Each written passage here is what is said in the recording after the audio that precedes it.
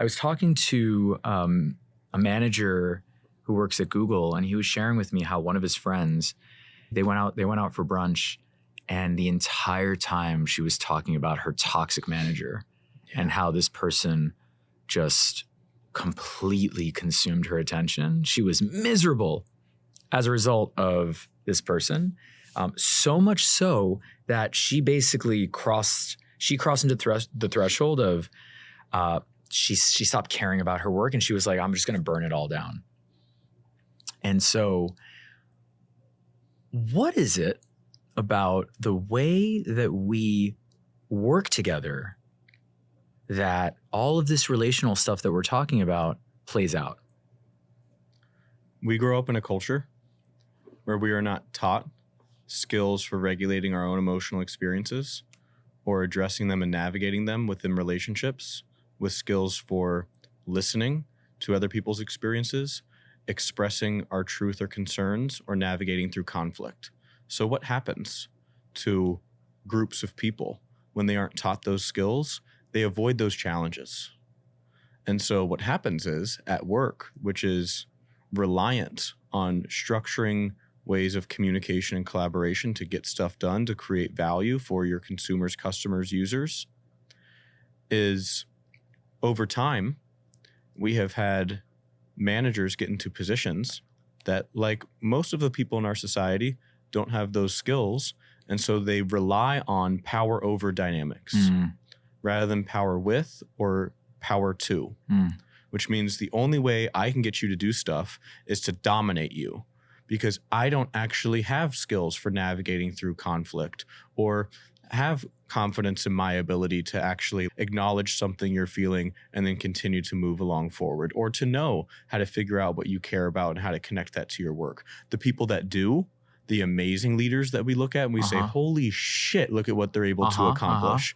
They have those skills and they're able to make transformative things that are next level, more elite than other people. They're able to harness what we've learned about behavior science and utilize those skills to motivate people to be more creative. You see that in places like Pixar, or you see that in some of the most elite sports teams. Those people utilize those skills, and yet we haven't disseminated that into every workplace because it's scary and it's hard and it's vulnerable. And most workplaces don't even know where to begin to up-level the manager's skills for being able to show up in that way. And so instead, what most managers get is they stumble along trying to learn how to manage based on how they have seen other people manage. And so you just see this continued tradition of managing a certain way that is reliant on dominating and having power over people. However, you have a generation, and millennials and even more so in Gen Z, that no longer are willing to operate that way, that are demanding some more respect and autonomy. And so there's this weird conflict happening within every workplace where managers' mode of operating is reliant on an old model that they have inherited without even being explicitly told, here's our philosophy of managing. It's just been absorbed by the behaviors that they have watched and what maybe mentors have said, this is what I've done in the past.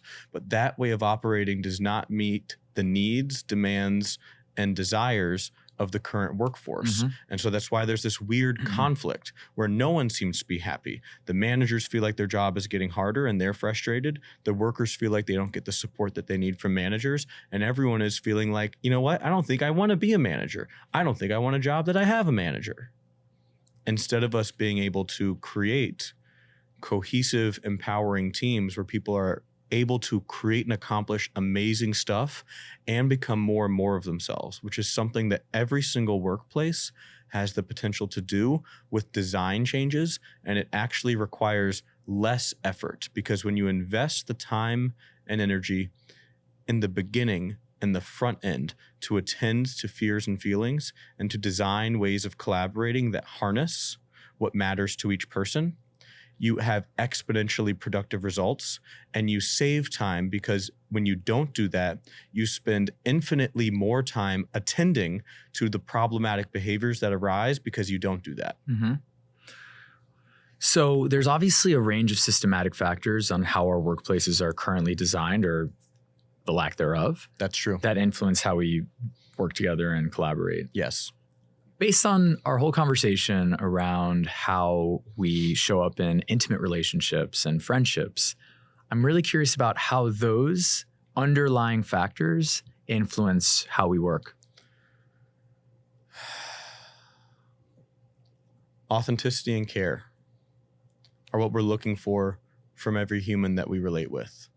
The less real you are, the less I believe that you care about me, and the less competent that I believe that you are and whatever I'm relying on you to be, the more distance I'm going to try and create from you. Right? And so at work, we want people to be willing to be vulnerable, because that is the only way that you will take the risks. That is the only way you will lean into learning, where you will make mistakes, where you will communicate when you need help, the things that have to happen when you are in a high-performing team that has to get a bunch of stuff done. But vulnerability is equivalent to the trust that I perceive the vulnerability will be received by. So vulnerability doesn't mean we create workplaces where everyone is walking around talking about what they're feeling at all times. It means that people are able to accept uncertainty, risk, and emotional exposure. And so that's what trust allows.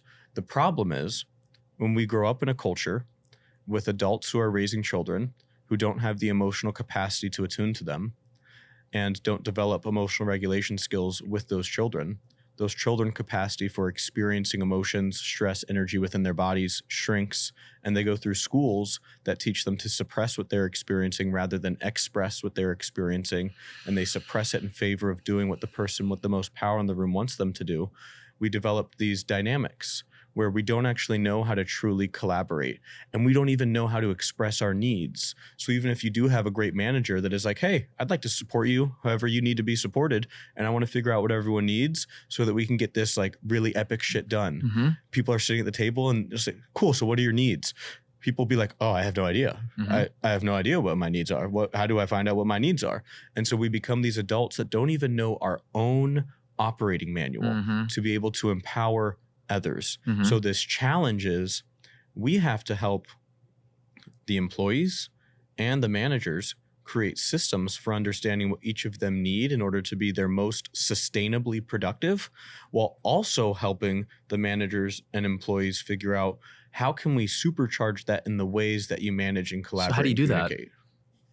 The nice thing is there's no one way. There's so many tools and resources that are out there. The key is, from a systems design standpoint, as a leader, if you want to make one of those workplaces, it's the 3 Ps, right? Purpose, people, processes. So one is purpose. Do you know why the business exists? Do you know why you care about it?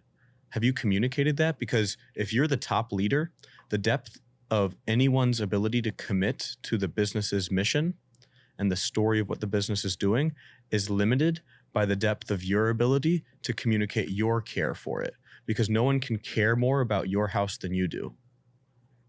And so one is that piece for purpose. The other is your skills for helping other people to understand what matters most to them and connect that, for you to then understand it and connect it to whatever their work is, so that they can be motivated, because it's not just that they're doing this thing to please or appease you, it's that they're doing this thing because it enriches their experience of life. And there is nothing more motivating than us supporting the standard of who we believe that we are. And so you want to find ways as a leader to figure out what the identity is of each person and to hook that into the shared story of what you're doing as a business. So that purpose ability. The other is people skills. You need to have skills for relating with people that builds trust. These are the soft skills or interpersonal skills. Yeah, and really it falls into the 7 braving behaviors. Boundaries. Are you able to make clear what is okay and what is not okay within this relationship and within this business to that person? Without boundaries, there's ambiguity, and people will default to either taking advantage or playing small. Reliability.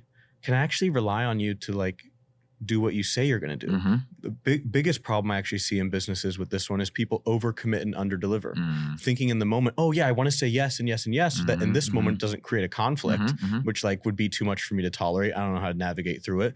But then later, I don't actually execute on that thing. I don't follow up at the time that I said I would. I don't get the thing done at the time that I said I would. And now over time, you trust me less and less. Accountability. Do I apologize when I make mistakes? This is one we get wrong a lot as teachers and parents particularly. we think that in order to protect someone's image of us, for them to have respect of us, we shouldn't make mistakes. But actually, we as humans know that everyone makes mistakes, and we have a huge bullshit meter. We're always scanning for authenticity. And so what you do when you make a mistake and you don't own up to it, what you tell me is you have a deeper commitment to your illusion of who you want me to believe that you are than you do have than you do to your commitment to my right to truth. And so now my trust in you has gone down. Vault, which means you're not going to share stuff that I expect you not to share. Integrity, you say what you mean what you say. You're being real. That doesn't mean you share all of the thoughts that you have as a leader. You might not say, oh man, I think we're really fucked this quarter. I'm like terrified about how we're going to do with our fundraise, and our product is only at like 40% of what I wanted to do. I'm like terrified. I have nightmares about it just totally ending. And sometimes I have like weird dreams about just firing everybody, and like that would be scary. And now it's just destabilizing. No one has a sense of safety. That's not you being in integrity. Integrity is also honoring your responsibility to those people, which is to give them a purposeful story to operate within. And so that means, okay, how can you honestly share, like mean what you say? So instead of saying all of that, you might say, yeah, I've got real concerns this quarter, and I've got a lot of fear about what we're doing. And ultimately, I believe in the people here, and that we're going to figure out strategies and structures to be successful. And you know, my belief in that goes up and down depending on the day. But I do have some belief in that, and I think we can get it done. So I'm still communicating. I have concerns. I'm being real, but also like I'm not making you responsible for holding my experience. So I'm still in integrity, non-judgment. I believe that I can ask for help and name some of my needs without you judging me for them. That doesn't mean you're going to accept and support all of them. I might come to you as my boss and say, hey, I really want to take time off because honestly, like I just started dating this girl and like I really want to see her. And you might be like, oh, dude, that's awesome. Like cool that you started dating somebody. I would love to support that. These next 3 weeks, you cannot take off. These are so important to the business. There's no way I could possibly support that. Let's explore what else could be done. You might be able to take a half day on this Thursday. But you know what I don't do? What? You just started dating some girl and you think you could take time off? What is this bullshit? What kind of world is this? What, you're in love? Ooh, cute. Okay, great. Now I'm damaging because I'm judging you. I don't think you should care about that thing. I'm bringing my judgments into it. And the other is generosity, which like some people call this positive regard. Assuming the best. Right? Assuming the best of people. That I can walk around instead of feeling like I'm on eggshells because I have to worry that everyone is just going to assume the worst. It's actually like assuming positive intent. And so like developing skills for doing those things in your relational interactions with people you work with and who work for you. That's the people skills bucket. And then what that does is now people have a purposeful story. They can have a sense of hope. They know why they're here. And motivation. They know why they're here. Right. They have a sense of hope for the progress that could happen with the business. They can access motivation for themselves. And there's trust. There's a place for that hope to live. They can actually show up and then lean into the vulnerability required to make progress happen. And then comes this piece of sustainability. Because no car can last if you keep your foot glued to the accelerator. You have to create processes that allow for sprints and for regeneration. And so structuring the way that work gets done in ways that support the stuff you need to get done, as well as the well-being needs of the people that work there. And that's unique. You have to figure out what those needs are and what resources you guys have to be able to develop and build that kind of structure. And you don't have to figure it out on your own. One of the most powerful things, ways that actually build trust and display values of an organization, is to have those conversations in one-on-ones and in group dynamics, which is, what do we need here? Here's our goals for the quarter. Here are OKRs, and here are our goals for this team. And in our one-on-ones, I want you to talk about your quarter and things that you think you're going to need. And I'm going to ask you consistently what you need from me, what else you need from other people on the team that could help you work better. And my expectation is that you're going to be honest with me. And I've done my work to make sure that I'm showing up and building trust with you. That's not something I suggest you say to them. I suggest you actually you say that for yourself, that you're actually committed to that. So then they can be honest with you about what you need so that you can build those processes. Otherwise, you're going to burn people out. Right. And they're going to start quiet quitting. There's going to be this mass resignation, or they're going to just not be able to give you their all. You're going to burn through people, and it's going to undermine your efficiency. So it's really simple, but it's hard. It's those three pieces are what create an empowering culture, and that's what an empowering leader enacts. Mm-hmm. Mm-hmm. So you have purpose in terms of where you're going. The people are set up to work well. Your people are set up well to work together and to communicate in ways that promote honesty, creativity, vulnerability. And then you set up the processes that enact that in a way that doesn't necessarily require you to have to like exhaust all of your attention to ensure that those things happen. Yeah, and not because you want to create a fluffy eggshell walky place. It's because you actually want to have the most dominating sort of workforce you possibly could. You want to have the highest performing workplace you possibly could. And so that means you need to be just as strategic about exerting massive, ridiculous productivity as you do regeneration. You need to be strategic about your rest and recovery just as much as you are about exerting high performance.